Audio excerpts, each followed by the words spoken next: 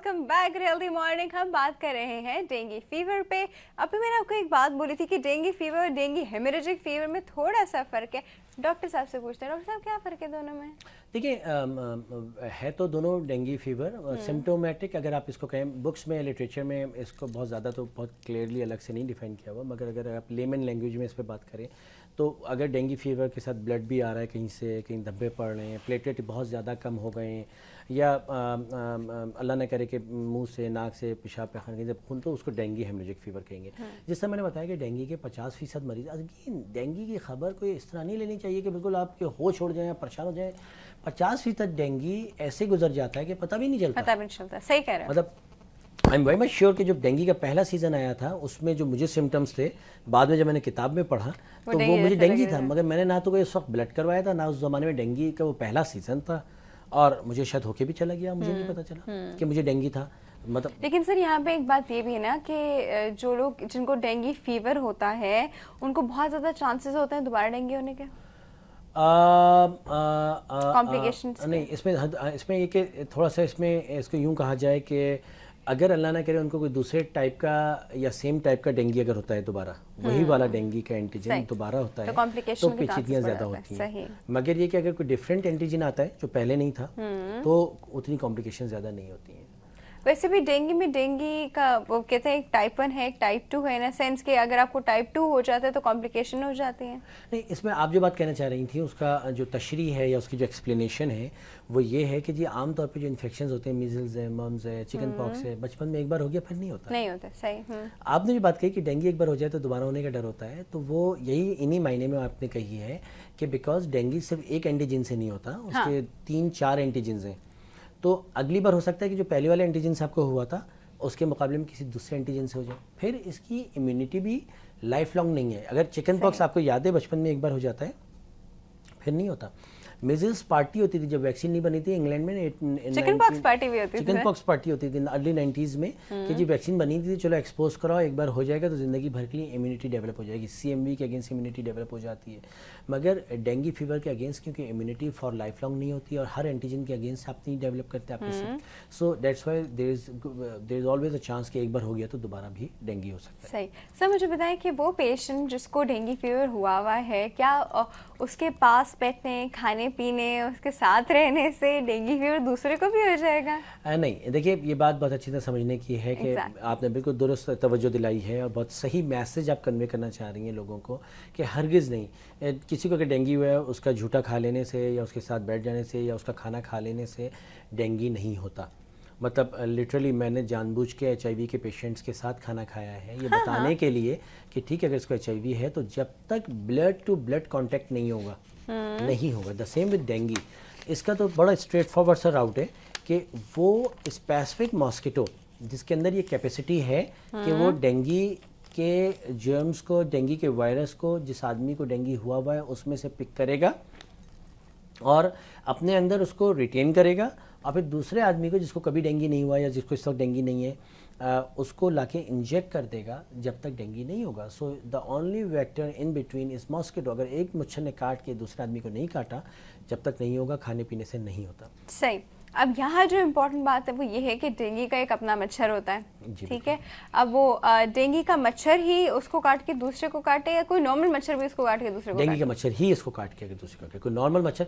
Again बहुत अच्छी आपने बात की कि भाई मच्छर ने काटा और घर में टेंशन मच जाती है डेंगू के सीजन में, ये देखो मुझे मच्छर ने काट, लिटरली मतलब बाज लड़कियां तो रोने बैठ जाती हैं कि देखिए मुझे इस मच्छर, उसका देखो रंग भी ऐसा है उसका जो आप कह रही थी ना। तो नहीं सर, मच्छर जैसे काटते उसको मारते हैं और देखते हैं इसके पाँव कैसे पोस्टमार्टम करते हैं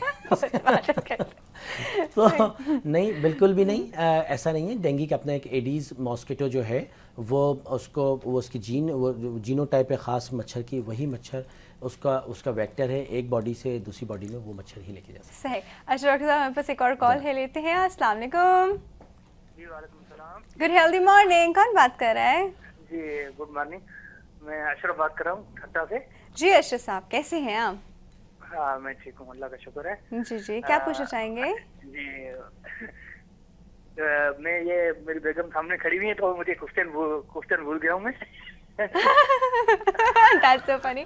बेगम सामने खड़ी है तो क्वेश्चन भूल गए, घूर के देख रही है, गुस्से में देख रही है क्या? गुस्से में देख रही है। बेगम साहिबा अस्सलाम वालेकुम, क्यों गुस्सा कर रही है? अच्छा, मुझे कुछ नहीं पूछना है हाँ कि जी। तो जो भी फीवर आए तो वो ये समझना चाहिए कि ये डेंगू फीवर है या इस मौसम में। और दूसरा ये है कि रात को मेरी बच्ची को फीवर हुआ था, तो हमने इसको जो है ना वो ब्रोफिन वगैरह दे दी थी रात को 2-3 बजे। तो उसके बाद से अभी नहीं आया, वो स्कूल गई हुई है।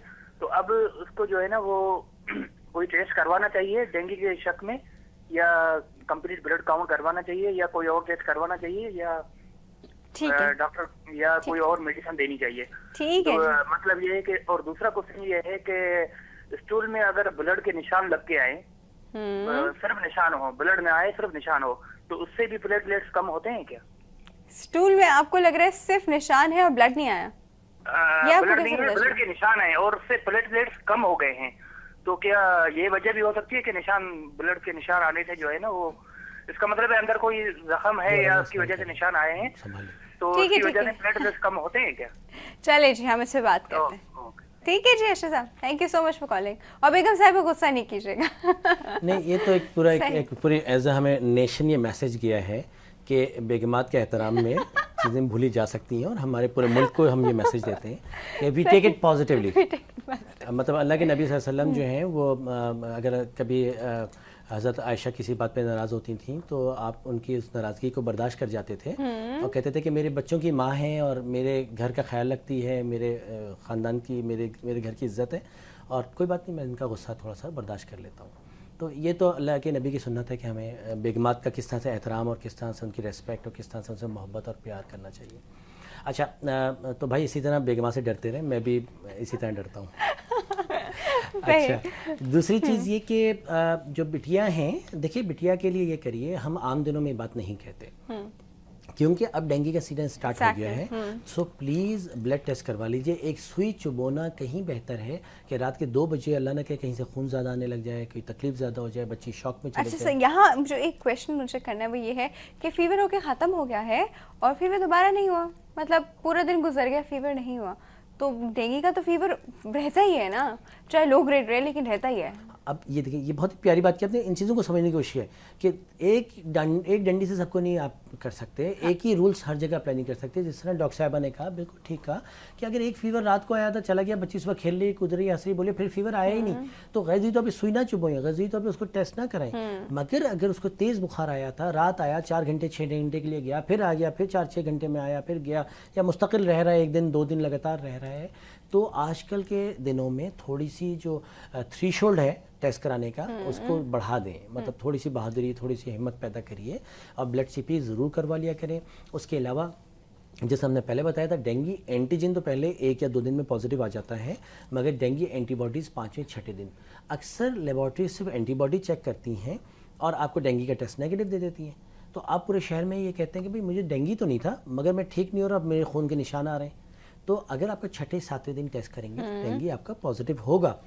तो इससे अच्छा है कि आप डेंगू का एंटीजन का टेस्ट कराएं, जो कि कोई भी सिचुएशन हो, कितने भी दिन हो, डेंगू का एंटीजन का टेस्ट हमेशा पॉजिटिव आएगा अगर होगा किसी को तो। मगर ये कि क्योंकि डेंगू एंटीबॉडीज ज़्यादा पुराना टेस्ट है, ज़्यादा अरसे से हो रहा है, ज़्यादा रिलायबल टेस्ट है, हम ये कहते हैं कि अगर बुखार को 5 से 6 दिन गुजर चुके हैं तो डेंगू एंटीबॉडी टेस्ट किया जाए। सही है। अगर शुरू के 1-2 दिन है तो फौरन प्लेटलेट, सीबीसी और डेंगू का एंटीजन का टेस्ट। अच्छा सर, हमारे पास एक कॉल है, ले लेते हैं। अस्सलाम वालेकुम। वालेकुम अस्सलाम। बेटा मैं डॉक्टर साहब से पूछना चाहूंगी, जब आते हैं मैं फोन कौन बात करती कर हूँ। रहे हैं, पहले नाम तो बताइए। मैं कराची से तहसीन अख्तर बात कर रही हूँ। जी तहसीन साहिबा, अब पूछिए। जी, इनसे पूछना ये है कि डेंगू के साथ साथ आमतौर पर सुना गया है मलेरिया भी हो जाता है, तो क्या डेंगू के साथ साथ मलेरिया टेस्ट भी कराना चाहिए? आमतौर पर ये हुआ है कि वो मलेरिया समझ के मलेरिया का इलाज कर रहे हैं, डेंगू निकला है, या डेंगू का इलाज कर रहे हैं और फायदा नहीं हो रहा, तो बाद में टेस्ट कराया मेरे जानने में तो मलेरिया बिगड़ गया था, इस हद तक बिगड़ गया था वो कि फिर वो। सही है जी तहसीन साहब, बड़ा अच्छा क्वेश्चन आपने किया। यहाँ पे मुझे एक और बात भी याद है, डॉक्टर साहब से ही पूछती हूँ। डॉक्टर साहब, कुछ लोग जो है मलेरिया की दवाई जो होती है वो प्रिवेंटिवली लेते हैं कि हम लोग रोजाना एक गोली खा लेंगे तो हमें डेंगू नहीं होगा।